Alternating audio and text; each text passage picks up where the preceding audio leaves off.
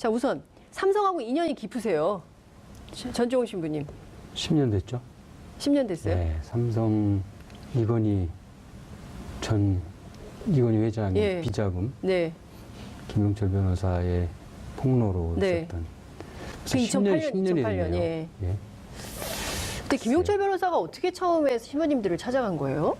좀 얘기가 좀 긴데요. 짧게 해주세요. 짧게 시간이 없기 때문에. 찾아갈 데가 없으니까 아무도 네. 김용철 변호사의 이 고백을 네. 감당하기가 어려웠던 거죠. 이게 언론사도 그렇고 어떤 데도 삼성과 맞설 용기가 없었죠. 네. 마지막으로 사재단에 찾아온 것이고 저희들이 이것은 미래 네. 한국을 위해서도 반드시 짚고 넘어갈 문제라는 생각 때문에 네. 김용철 변호사를 끌어안게 된 거죠. 네. 지금도 기억나요. 제기동 성당이었던 거죠. 제기동 성당에서 기자회견 했던 첫 번째 기자회견. 저도 이제 그 현장에 있었는데요. 집행유예로 풀려날 가능성이 있다는 걸 일찌감치 예측을 하셨어요. 왜 그 양형심사라는 것도 삼성 때문에 만들어진 거죠. 그러니까 법원에서. 네. 왜냐하면 이제 돈 있는 사람들이 죄를 져도 네. 풀려나고 하니까 적어도 이런 그 법의 형평성 때 문제 제기가 많이 네. 되니까 양형을 이제 대폭 강화하는 네. 차원에서 이제 그 10년 전에 그게 네. 생겼었는데 근데 3호 법칙이 또 네. 적용이 되면서 예. 이제 이 1심 판결에 이정희가 5년을 받았거든요. 네. 그러니까 5년을 받으면 절반을 깎으면 3년이 되니까 예. 이건 또 2심에서 풀려날 예. 개연성을 미리 만들어준 것이다. 이렇게 생각을 일심 했었죠. 때부터. 1심을 적어도 6년 이상을 선고를 했어야 예. 선고를 선고를 했어야 예. 2심에서 집행유예로 나오지 않는데 예. 5년은 이거는 5년을 걸리는. 맞췄다는 것은 네. 2심에서 풀어주겠구나. 아하. 뭐 그런 생각을 가졌던 것이고 네. 저희들이 이제 이런 생각을 하게 돼요. 법이 제 역할을 못하면 세상이 미쳐 돌아간다 이런 얘기가 있어요. 법이 제 역할을 보면 세상이 미쳐 돌아가. 예. 우리가 미쳐 돌아가는 세상이 됐잖아요. 예. 법이라는 것이 그야말로 상식인데 법상식을 이거 초월하는 이런 판단 과연 국민들이 법에 대해서 어떤 신뢰를 보낼 수 있을까? 네. 이런 생각이 참 더 안타깝고 예. 또 하나는 이런 생각. 이번 이재용 부회장의 석방은 네. 촛불혁명을 무력화시킨 거다. 예.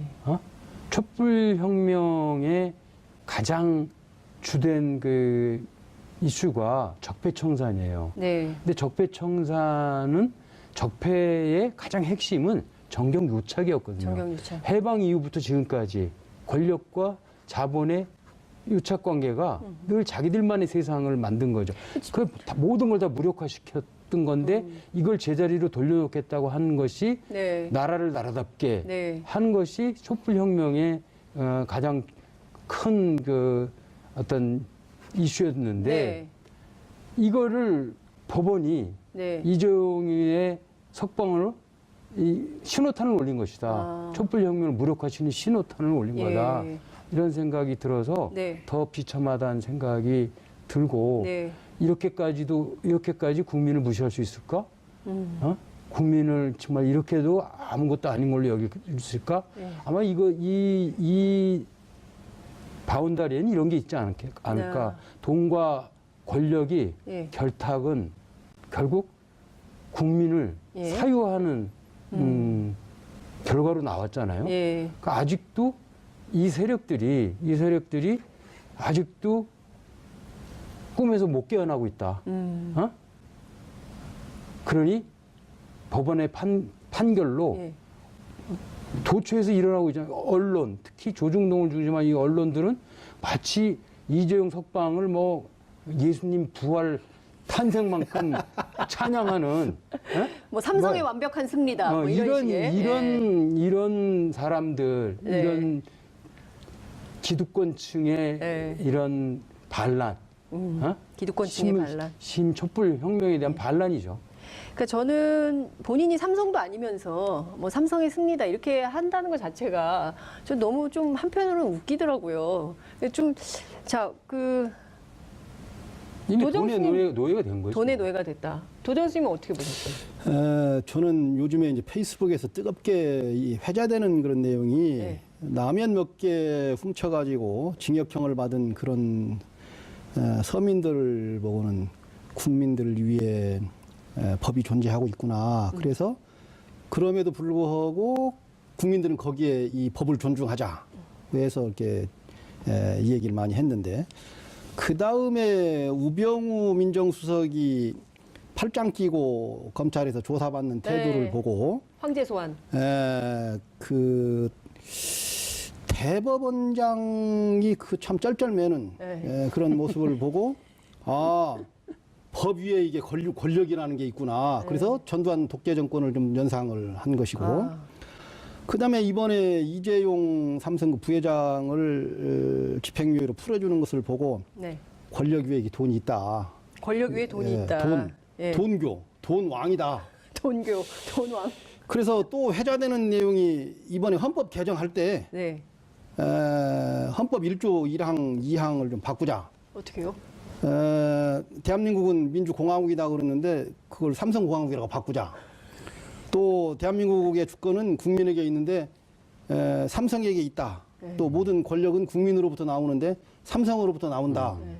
이렇게 지금 바꾸자고 이 얘기를 하는 사람들이 있어요. 네. 그리고 바꿔야 될 판이다. 이런 비유를 하는 거죠. 이번에 이제 또 국민청원이 있어서 이런 문제 좀 뭐 거의 한 달 만에 뭐 20만 정도가 이제 서명을 하는 것 같은데요. 네. 이런 문제에 있어서 문재인 정부가 언론 적폐도 중요하고 또 검찰 개혁도 중요하고 그러지만 재벌과의 유착 관계에 있는 경제 적폐 네. 이것을 해결하지 않고는 촛불의 혁명에 걸맞지 않는 그런 정부라고 이렇게 보고 다음에 오히려 역풍을 맞을 것이다 이렇게 생각을 합니다. 네. 경제 적폐, 재벌 적폐를 말씀하셨는데요. 그러니까 이미 자본이 네. 사회 모든 분야를 다 그 지배하고 있는 거죠. 그러니까 재벌 밑에 그 사법부가 있는 게 아니고 이제는 그 재벌 발바닥 밑에 판사가 있다. 이미 몇 조 원을 가진 사람에게 네. 몇십억, 몇천억은 돈도 아닌 거예요. 뿌려서 그 사람들 움직일 수 있는 사회를 만들어 놓은 거예요, 지금. 이게 뭐냐면 독점의 문제다. 독점과 차별, 이 대척점에 있는 이것들. 네. 우리는 차별 없는 사회를 구현하기 위해서 네. 노력을 하고 있는데도 불구하고 아직도 독점 세력이 너무나 큰 위세를 떨고치고 있다.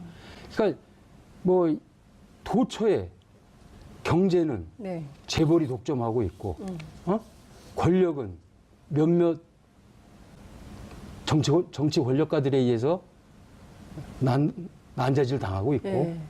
그다음에 사법고시생들에 의해서 법원은 재판 독점권, 검찰은 기소 독점권. 네. 이 이것들이 모든 시민 사회를 지배하는 수단으로 작용을 하니까 다 권력화돼가지고. 숨을 못 쉬는 거예요. 네. 숨 못 쉬겠다고 해서 숨 쉬고 살자고 네. 촛불을 들었던 거 아니에요? 그렇죠. 그래서 뭔가 적폐 청산을 하려고 하는데 이 세력들이 꿈틀대기 시작한 거다. 그 진짜 이런 얘기를 했어요. 정영식 부장판사가 막 여론이 나빠지니까 인터뷰를 했어요.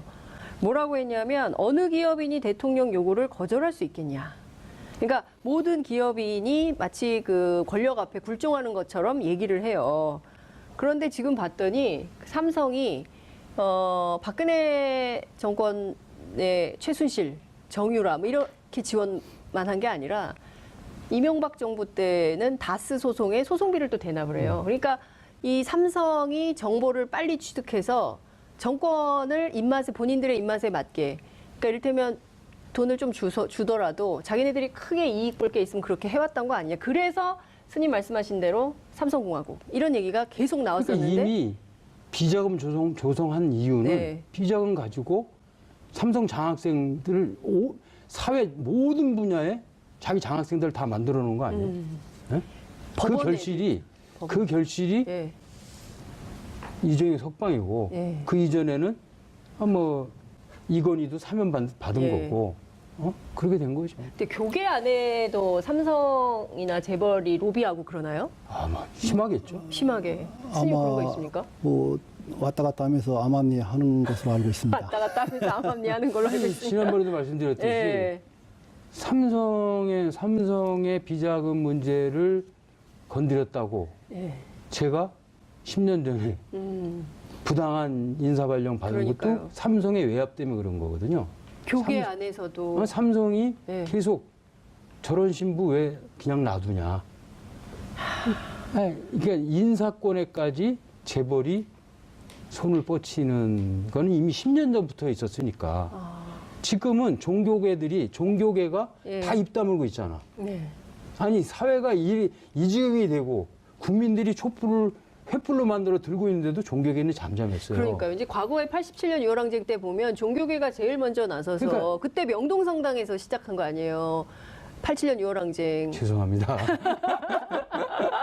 근데 아이고. 지금 종교계가 생각해보니까 촛불 집회 때 교계가 뭐 했어요? 그때 조계종은? 그때 스님 징계 받으셨나요? 아, 저도 그때는 외국에 있어서 국내 사정은 잘 모르겠습니다. 근데 너무 답답한 게 교회의 역할 그리고 사찰의 역할 이런 게 있잖아요. 그러니까 그 세상이 어지러울 때 뭔가 목탁 역할을 해야 되는데 그죠? 제가 이번에 이제 저는 이스라엘을 가면서 항상 이제 머리가 허할 땐 이스라엘이 답이다. 제가 네. 이런 얘기를 자주 해요. 네. 왜냐하면 뭔가 내가 내 소임을 다 하는가라는 자문을 해보면 많이 그 부정적인 응답이 들을 때 있을 때 그때 이러죠. 비움과 채움을 아주 제가 생각할 수 있는 가장 좋은 장소가 광야라는 곳이에요. 광야. 유다 광야인데 광야는 풀도 없고 생명체가 없을 것 같은데 자세히 보면 다 있거든요. 그 광야에서 외치는 의 소리다. 그게 우리들의 소리여야 된다. 증언자. 하느님의 정의를 증언하는 건데 네. 이거는 그거거든요. 묶인 자에게 해방을, 눈먼 자에게 눈먼 사람을 보게 하고 네. 억눌린 자에게 자유를 주는 것이 하느님의 정의를 이루는 거예요. 네. 그것을 증언하는 자들이 저희들이거든요. 네. 그러니까 증언자가 없으면 들을 수 없고 들을 수 없으면 믿을 수 없다고 하는 것이 저희들이 갖는 아주 중요한 네. 사명감 소명이다. 이런데 종교가 이 암흑 같은 시절에 네. 아무 말도 못한다? 아무런 하느님에 대한 증언을 할 수 없다? 네. 그러면 스스로 종교임을 포기하는 거 아니겠어요? 어떻게 생각하세요? 종교인임을 포기하는 거다. 종교인이 종교인으로서 존경받으려면 네. 우리 불교에서는 교리적인 해설이나 이런 것보다도 또 선방에서 앉아서 이렇게 어느 정도 수행을 하고 난 다음에 네. 다시 대중으로 돌아와서 뭔가 민중과 함께하면서 사회의 고통을 이야기하고 잘못에 대해서 비판하고 또 앞장서서 뭔가 치유도 하고 이렇게 해야 되는데 그러지 못한 것이 여지까지 현실이죠. 과거에 명진 스님이 봉은사 주지하실 때 무슨 강남에 좌파가 주지를 하느냐 이런 얘기를 해서 상당히 논란이 됐고 네. 또 명진 스님은 용산 참사라든가 세월호 쌍용차 해고 노동자들 또는 언론 노조 등등 이런 데에서 네. 극히 투쟁적인 모습을 보이고 있는데 오히려 어떻게 보면 이 시대 부처님처럼 약자편에 서서 대변인을 해주고 그랬죠. 그런데 지금 현재 삼성 비자금 관련해 가지고 그 부장판사가 네. 기업인이 무슨 대통령의 요구를 거절할 수 있겠느냐 이렇게 대변인 같은 얘기를 해서는 안 된다. 설사 대변인. 이재용 그 부회장이 그렇게 이 얘기를 했다고 하더라도 예. 이거는 판사가 완전히 판사 입장에서 예. 그 얘기를 과거에 해야지. 예. 정규영 그 예. 회장님은 대통령 후보자들에게 돈 내놓으라고 하니까 자기가 오히려 대통령 후보자가 돼서 내가 그런 돈 못 주겠다. 예. 이렇게 당당하게 얘기했는데 거절할 거 있으면 거절도 하고 그래야지 말도 안 되게 이렇게 예. 대변인 오히려 노릇을 하면서 부장판사가 삼성의 대변인 역할을 했다. 네, 이게 정영식 판사 이것은 잘못했다. 그래서 지금 현재 이 국민들에게 비난을 받는 이유가 검사가 무슨 뭐 개판이다 또는 뭐 판사가 개판이다 검사가 개검이다 또는 판세다 또는 검세다 이런 네. 비난을 받고 있는 거예요. 그리고 네. 또 OECD 국가 중에 사법부 신뢰도가 네. 우리나라가 거의 꼴찌입니다. 사실은. 이것은 사법부 신뢰도가 꼴찌라는 얘기는 그만큼 국가 신용도에 있어서도 한국 정부가 신용 등급이 낮아지게 되는 것이고 한국이 신용 등급이 낮아지게 되면 국민 수준이 아주 낮은 국민이다. 이렇게 세계적으로 평가를 하기 때문에 사법부 이 신뢰를 잘 해결하려면 거의 이제 공수처 같은 것이 또 네. 만들어져서 서로 네, 견제하면서 오늘 해야 되지 않느냐. 도정스님께서 준비를 엄청 많이 해오셔가지고 공수처까지 진도를 나왔는데 지금 시청자 질문이 하나 들어와 있다 그래서요. 시청자 질문 좀 듣고 가겠습니다. 지금 사법정의가 존재합니까? 지금 말씀하신 그대로인 거예요. 한마디 사견입니다. 똑똑히 지켜보십시다. 정의란 무엇이냐? 두 성직자분이 답을 주소서 이렇게 했습니다. 지금 이미 답을 주신 것 같은데요. 사법정의에 그렇죠. 대해서 말씀을 좀 주신 것 같은데요. 시간이 없기 때문에 삼성에 대해서 아무래도 저희가 보기에는 매주 조금씩 계속 분량을 지켜가야 예, 되지 않을까. 왜냐하면 그렇죠. 다른 언론이 잘 안 다루기 때문에 이거는- 저희라도 좀 다뤄야 될 것 이거는 같아요. 정말 대한민국을 위한 가장 중요한 핵심 네. 이슈인데 예. 이게 올림픽이라는 이 이슈에 네. 뒤에 묻히면 안 되죠. 뒤에 예, 숨을 맞습니다. 의제가 아니에요. 예, 그래서 저희가 올림픽 중에도 삼성 문제는 계속 고발하는 걸로 이렇게 얘기를 하면서 그래도 올림픽 얘기를 좀 해야 되기 때문에 역사적으로 남북 정상회담 제안이 왔습니다. 부로부터 김여정 제1부부장이 와서 막 생글생글 웃고 이렇게 잘했어요. 그래서 국제사회에서도 평가가 좋고 외신들도 좋은 평가를 내놓고 있는데 개회식부터 2박 3일간 평창 올림픽 그리고 또 북측 대표단의 모습 신부님 어떻게 보셨어요? 신선했어요. 신선했다. 예. 그리고 잘 오셨다. 잘 오셨다. 예. 그렇게 해야 되는 거죠. 예. 어? 그렇게 해야 되는 것이고 이번에 그 남북 간의 이 대화가 네. 결코 다른 어떤 외적인 요인으로 네. 물거품되는 일이 없게 10년 동안 어떻게 했습니까? 네. 이명박, 박근혜 10년 동안 네. 우리는 정말 돈에 미쳐 돌아간 거 이외에는 아무것도 한 게 없어요. 네. 이 시대 우리 한반도의 가장 중요한 가치가 뭐예요? 평화. 평화.